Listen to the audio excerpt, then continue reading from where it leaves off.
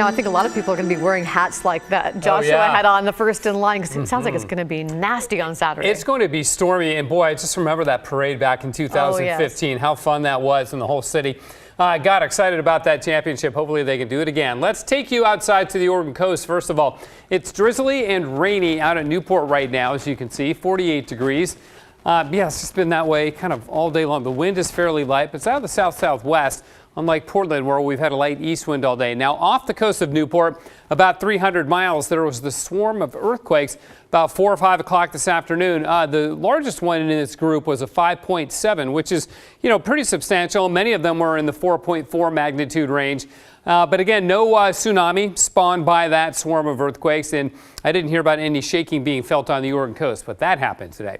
Okay, we've got drizzle, some light rain up in the Cascades and over in the Coast Range too. There's really not a lot of rain out there today. There's a little bit more coming into western Washington right now, but our rainfall totals generally under 1/10 of an inch here in the valley. Portland, downtown here, I measured 1/1500ths of an inch. That's the most in the metro area.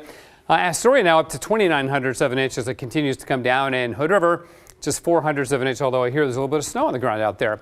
There's fog covering our ground here in town, and pretty dramatic look to the city at the moment. 45 degrees, and again, that light wind out of the south-southeast. So our air will start to come from the northwest, where it's nice and cold. That speckled cloud pattern indicating colder air, that's going to be moving in. The snow level will drop. You can see this sort of solid band of cloud cover right here approaching the coast of Washington. So that's a cold front that'll get it all going overnight tonight and really tomorrow morning. And that's why we have a winter weather advisory in the Cascades from tomorrow through Thursday. And by the time Thursday rolls around, it should be about 16 inches or so of new snow up in the passes.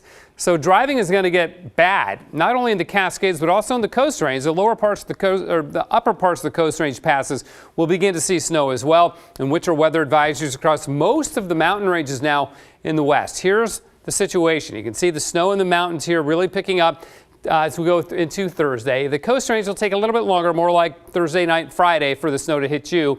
A little bit of a break on Friday, and then this storm comes in on Saturday, and this is why I've been saying it's going to be really rough weather for the MLS Cup at Providence Park. Strong south winds, rain will be heavy at times right on through the afternoon. All the while, it's snowing in the Cascades. That's the upside to all this, and it will be snowing in the Coast Range too as we get into the weekend. So here's your forecast for the MLS Cup. Heavy rain, windy at times. I don't think Providence Park will see gusts of 40 miles an hour, but parts of the valley will. Providence Park is protected, first of all, by the Multnomah Athletic Club, bit of a windshield there from the south, and also from the West Hills.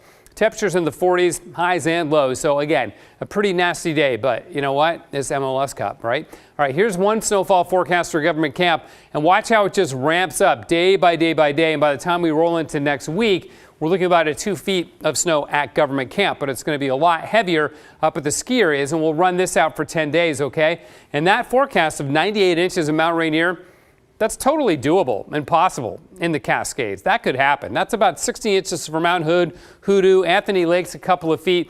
Down in southern Oregon, 60-inch amounts as well, and Mount Shasta about 55 inches. So hopefully it'll all verify just like that. But even if we end up with half or 2/3 of that amount, that's still really great. So the snow increases a lot on Thursday, little break on Friday, and then here comes that system on Saturday. That's a cold one. Snow level drops all the way down to about 1,000 feet by the time we get into the weekend. It's 45 degrees right now, and there's that high freezing level, but not for much longer. On the coast, increasing showers tomorrow, getting windy even tomorrow on the coast, but winds out of the west and northwest up to about 35 miles an hour.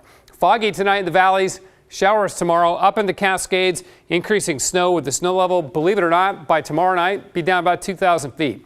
Central and eastern Oregon, scattered showers, still some sun, but it's getting windy. And in the gorge, showers will be increasing as we go through the day. Some sun breaks for the eastern gorge and wind gusts of about 35 miles an hour.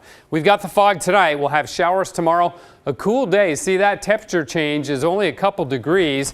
There's the nasty day on Saturday for the Timbers game, and the low snow level at the end of the weekend and next week down to about 1,000 feet. No valley snow, but a lot of mountain snow, Laurel.